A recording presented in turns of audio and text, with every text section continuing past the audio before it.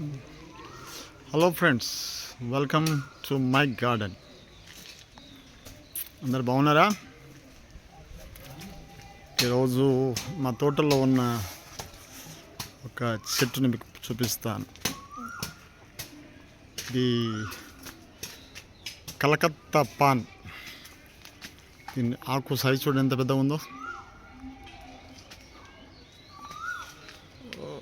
ఇది ఆకు సైజ్.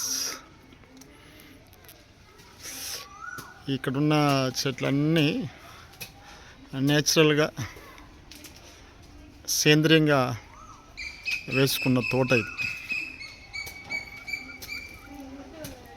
ఇంతకుముందు ఈ తోటలో అన్నీ ఎక్కడంటే అక్కడ చెట్లు పెట్టాము, కానీ కొంచెం సిస్టమేటిక్గా మార్చాలనే ఉద్దేశంతో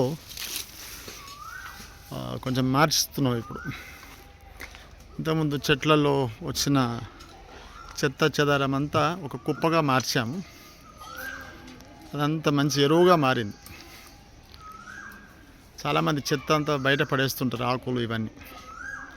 మనం ఒక దగ్గర కుప్పగా మారిస్తే కొన్ని దినాల తర్వాత అది ఒక మంచి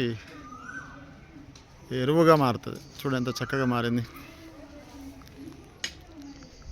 ఇప్పుడు ఇవన్నీ ఇప్పుడు వర్షాకాలం రాబోతుంది కాబట్టి మంచిగా దున్నడము, తోటను ఒక శుభ్రపరిచి కాలువలుగా చేస్తున్నాం.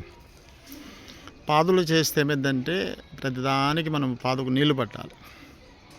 ఇలా కాలువలు చేయడం ద్వారా ఈ గట్టు మీద చెట్లు పెడితే ఆ కాలువలో నీరు పరిస్తూ ఉంటే వాటి తేమ దీనికి తగిలి చెట్లన్నిటికీ సరిపడా నీళ్ళు అందుతూ ఉంటాయి. ఒక్కొక్క చెట్టుకు పట్టాల్సిన అవసరం లేదు.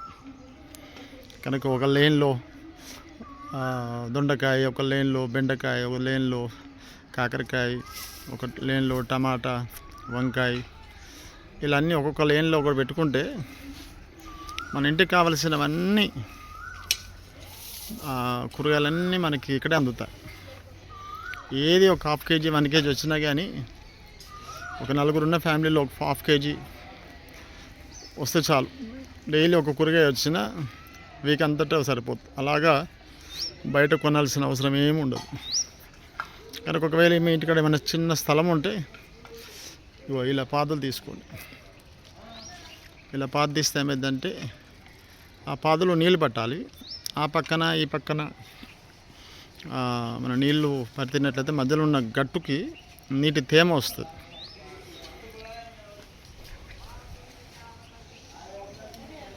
చాలాసార్లు నీళ్ళు ఎక్కువైతే కూడా చెట్లు పాడే అవకాశాలు ఉంటాయి. ఇలా తేమ ద్వారా ఉంటే మాత్రం చెట్లు కూడా చచ్చిపోయే అవకాశాలు ఉండవు. కనుక ఎంత చక్కగా ఉంటుంది కదా. మధ్య మధ్యలో పూల చెట్లు కూడా పెట్టుకోవాలి. కారణం ఏంటంటే పూల చెట్ల ద్వారా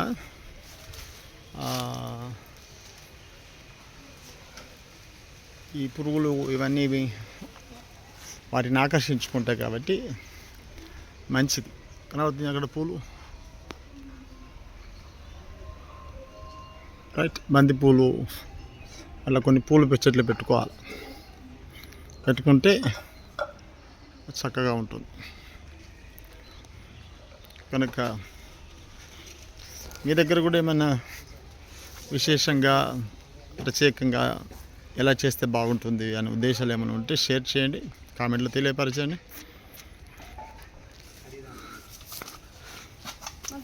అరే మళ్ళీ ఇంకో కొత్త వీడియోతో మిమ్మల్ని కలుసుకుందాం.